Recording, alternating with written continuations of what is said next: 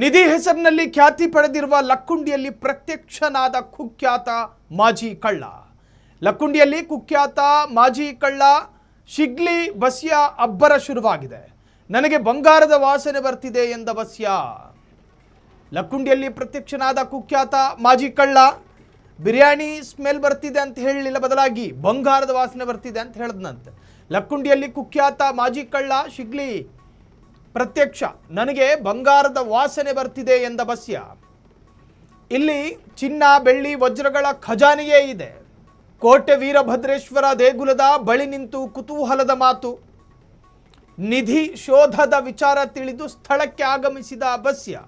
ಹಳೆ ಕಸ್ಬು ಮರೆಯೋದಕ್ಕಾಗುತ್ತಾ? ಮಂತ್ರಾಲಯದ ರಾಯರ ದರ್ಶನ ಪಡೆದು ಬಂದಿರುವ ಶಿಗ್ಲಿ ಬಸ್ಯ 250ಕ್ಕೂ ಹೆಚ್ಚು ಕಳ್ಳತನ ಮಾಡಿ ಕುಖ್ಯಾತಿ ಗಳಿಸಿರುವ ಬಸ್ಯ.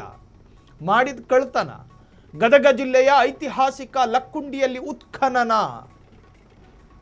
ಕಳೆದ 6 ತಿಂಗಳಿನಿಂದ ನಡೆಯುತ್ತಿರುವ ನಿಧಿ ಶೋಧ. ಲಕ್ಕುಂಡಿಯಲ್ಲಿ ಪ್ರತ್ಯಕ್ಷನಾಗಿದ್ದಾನೆ ಕುಖ್ಯಾತ ಮಾಜಿ ಕಳ್ಳ. ಈತ ಶಿಗ್ಲಿ ಬಸ್ಯ ಎನ್ನುವಂಥ ಹೆಸರಿನವ. ಆತ 250ಕ್ಕೂ ಹೆಚ್ಚು ಕಳ್ಳತನದ ಪ್ರಕರಣದಲ್ಲಿ ಖ್ಯಾತಿ ಪಡೆದಿದ್ದ. ಆತ ಕಳ್ಳನನ್ನು ಕಳ್ಳ ಅಂತಲೇ ಕರಿಬೇಕು, ಮಾಜಿ ಕಳ್ಳ. ಈತ ಆಶ್ಚರ್ಯಕರವಾಗಿ ಕೋಟೆ ವೀರಭದ್ರೇಶ್ವರ ದೇವಸ್ಥಾನದ ಅಂಗಳಕ್ಕೆ ಬಂದು ನಿಂತ್ಕಣ್ಣಂತೆ. ನನ್ನ ನಾಸಿಕ ರಂಧ್ರಗಳಿಗೆ ಚಿನ್ನದ ವಾಸನೆ ಬಡಿಯುತ್ತಿದೆ. ವಿಚಿತ್ರವಾಗಿ ವಿಲಕ್ಷಣ ಮೌಖಿಕ ಹೇಳಿ ಸ್ಟೇಟ್ಮೆಂಟ್ಗಳು ಆತನದ್ದು. ಕೇಳಿಸಿಕೊಳ್ಳುವವರಿಗೆ ಒಂದಷ್ಟು ಜನರಿಗೆ ಅದು ವಿಚಿತ್ರ ಅನಿಸಿದ್ರು ಕೂಡ ಇನ್ನೂ ಒಂದಷ್ಟು ಜನ ಹೌಹಾರ್ಕಂಡು ಕೇಳಿಸ್ಕೊಂಡ್ರಂತೆ. ಏನು ಹೇಳುತ್ತವನೋ ಏನೋ ಅಂತ.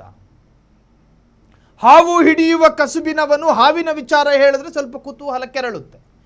ಕಳ್ಳತನ ಕಸುಬಿನಿಂದ ಬಂದು ಅದರಲ್ಲೇ ಪಳಗಿ ಅದರಲ್ಲೇ ಮುಳುಗಿ ಎದ್ದು ಬಂದವ ಈ ವಿಚಾರ ಹೇಳಿದ್ರೆ ಅಲ್ಲಿದ್ದವ್ರಿಗೆ ಸ್ವಲ್ಪ ಆಶ್ಚರ್ಯ ಆಗೋದ್ರಲ್ಲಿ ಸಂದೇಹ ಏನಿಲ್ಲ. ಈತನು ಕೂಡ ಹಾಗೆ ಹೇಳಿದ್ದು. ಇಲ್ಲಿದೆ ಚಿನ್ನ, ನನಗದರ ಸ್ಮೆಲ್ ಬರ್ತಾ ಇದೆ.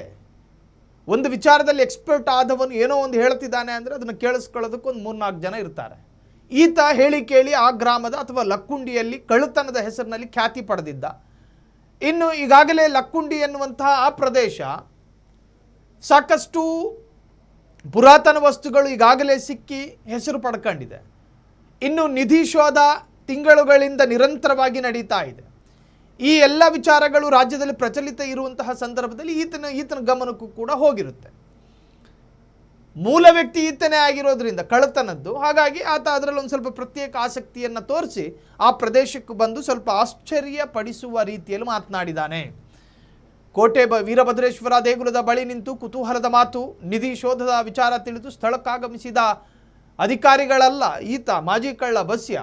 ಮಂತ್ರಾಲಯದ ರಾಯರ ದರ್ಶನ ಪಡೆದು ಬಂದಿರುವ ಶಿಗ್ಲಿ ಬಸ್ಯ ಮಾಜಿ ಕಳ್ಳ ಈಗ ಸರಿದಾರಿಗೆ ಬಂದಿದ್ದಾನೋ ಏನೋ. ಹಾಗೆ ಇರಲಿ. ಇನ್ನು 250ಕ್ಕೂ ಹೆಚ್ಚು ಕಳ್ಳತನ ಮಾಡಿ ಕುಖ್ಯಾತಿ ಗಳಿಸಿದ್ದ ಬಸ್ಯ ಗದಗ ಜಿಲ್ಲೆಯ ಐತಿಹಾಸಿಕ ಲಕ್ಕುಂಡಿಯಲ್ಲಿ ಉತ್ಖನನ ಶುರುವಾಗಿದೆ. ಈಗಾಗಲೇ ಕಳೆದ 6 ತಿಂಗಳಿನಿಂದ ನಡೆಯುತ್ತಿರುವ ನಿಧಿ ಶೋಧ. ಈ ಸಂದರ್ಭದಲ್ಲಿ ಮಾಜಿ ಕಳ್ಳನೊಬ್ಬ ವಿಚಿತ್ರವಾಗಿ ಮಾತನಾಡಿರುವುದು ನಿಜಕ್ಕೂ ರಾಜ್ಯದಲ್ಲಿ ಕುತೂಹಲವನ್ನು ಕೆರಳಿಸಿದೆ. ಕ್ಷಣ ಕ್ಷಣದ ಸುದ್ದಿಗಳಿಗಾಗಿ ಫ್ರೀಡಂ ಟಿವಿ ಸಬ್ಸ್ಕ್ರೈಬ್ ಮಾಡಿ, ಲೈಕ್ ಮಾಡಿ ಹಾಗೂ ಫಾಲೋ ಮಾಡಿ. ಹೊಸ ಸುದ್ದಿಗಳ ನೋಟಿಫಿಕೇಶನ್ಗಾಗಿ ಬೆಲ್ ಐಕಾನ್ ಮೇಲೆ ಕ್ಲಿಕ್ ಮಾಡಿ.